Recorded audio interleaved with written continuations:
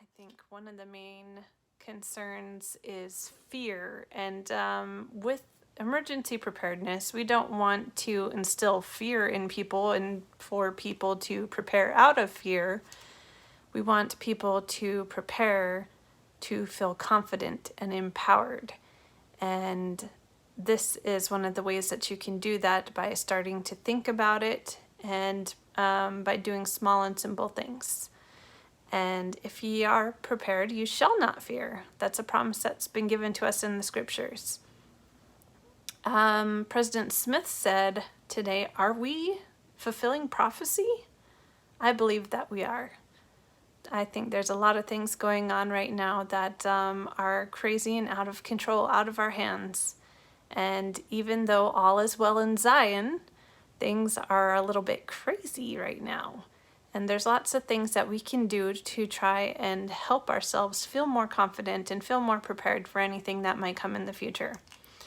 There's lots of states of emergency that we could prepare for. Fires, earthquakes, pandemics, I already said that. Famines, pestilence, all sorts of things happening right now.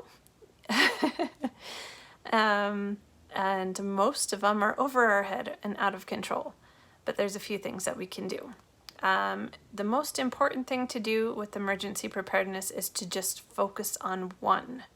And I know that's really hard to do with so many things going on around us. We don't know what to prepare for exactly. There's so many lists and so many options and so many things that we can do.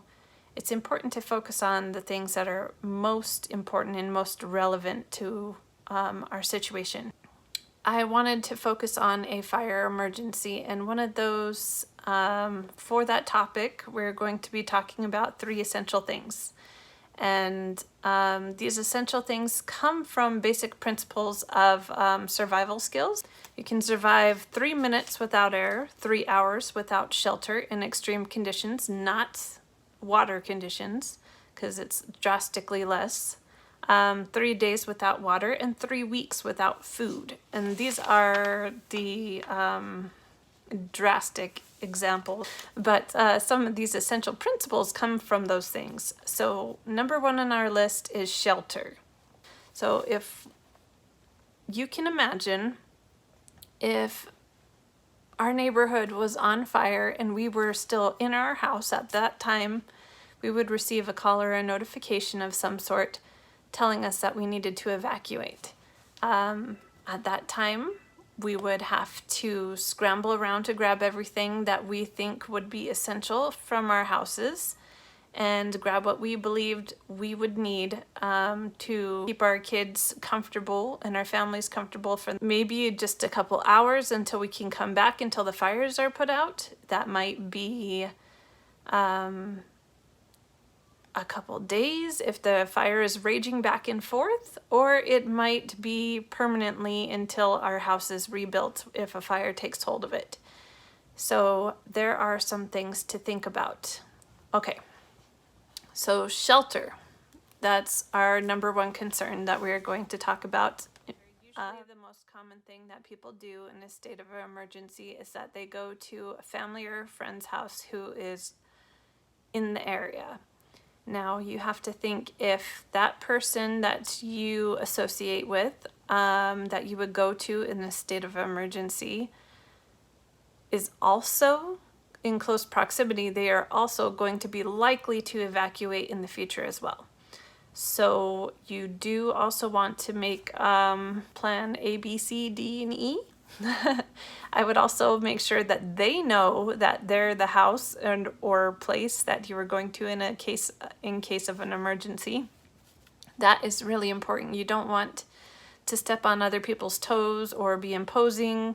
Maybe they have family that lives in the area as well, and they would be coming over to that house as well. You need to make sure that you have a set place to go.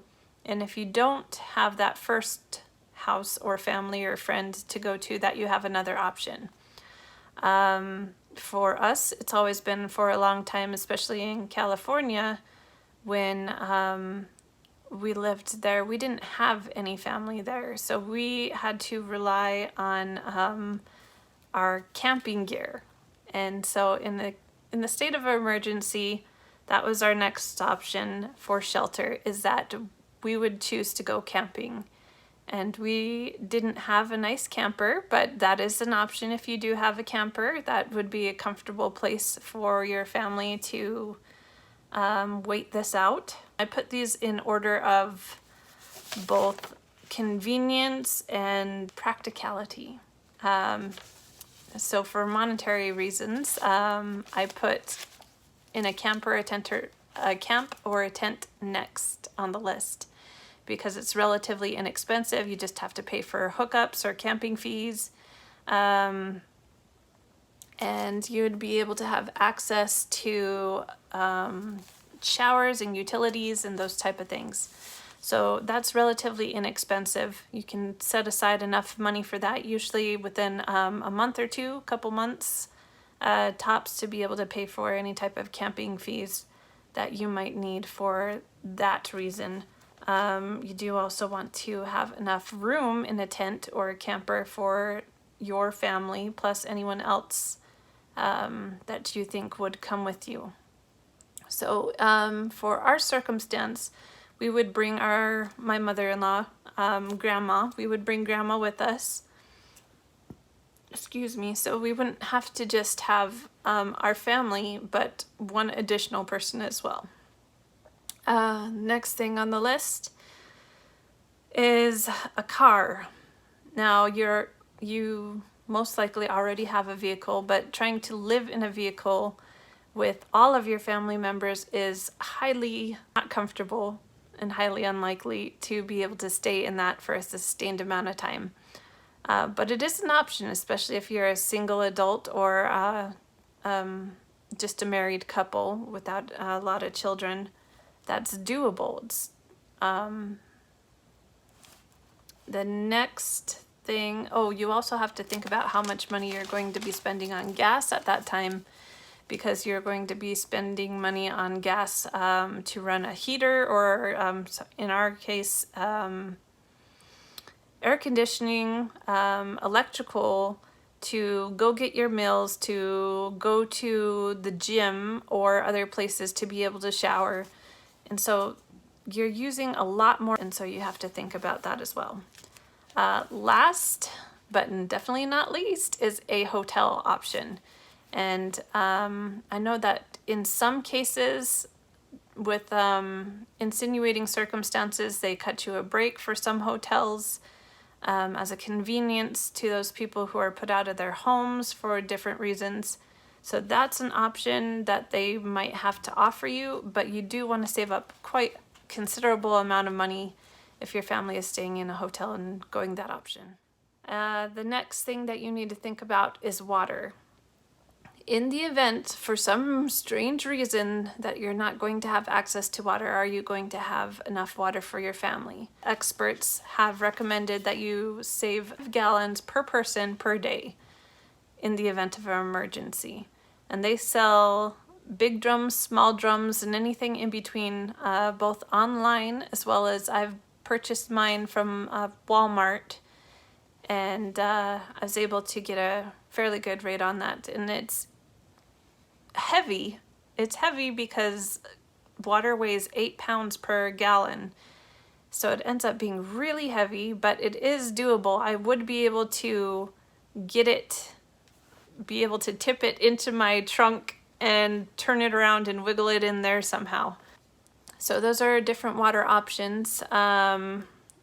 You do also want to have both the tent and water options available to you. Obviously, it's very hard to be able to keep these kind of things in a car, but you could keep them next to your car in the garage. And so save a little spot in the garage next to where you park, and in the event of emergency, be able to just easily put it into your car to be able to leave. The next thing that we're going to talk about is food. And there's lots of different options out there, obviously. I try to keep something that my children will be able to eat. A of course, but something that they're already familiar with, that it's not going to be too out of the norm that they wouldn't touch or that they would have a problem with. Situations like this are already so tense as it is that I don't want to add any additional pressure on to my children to be able to get them and entice them to be able to eat something that they wouldn't normally eat. So for my 72-hour kit, I have breakfast options as cold cereal, granola bars, Pop-Tarts. Those are breakfast options for them.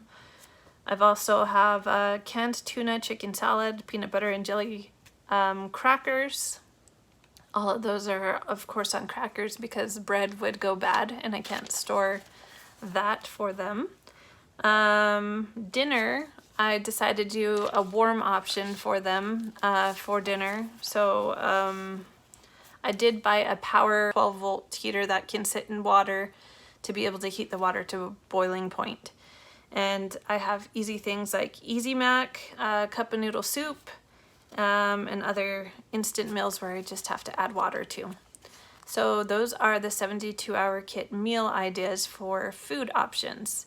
There's lots of things out there. There's MREs, there's dehydrated meals that are lightweight. But as for me, and I know my family's a little bit different. I'm sure if you have teenagers, they'd be more compliant and more likely to be able to listen to their parents' advice in an emergency situation. But with my young children, I think for us, it is better for us to have something that they're familiar with. And I have a different variety of fruit snacks and other things to be able to tide them through as snacks during the emergency. Gum, etc., little tiny things. So those are the 3 things that we need to be able to get through an emergency fire situation. Other things to consider are, of course, your documents. You want to keep those in a place where you can easily identify them and find them in the event of an emergency with a big neon sign, maybe that says "Take Me" on it, so that you can easily find it.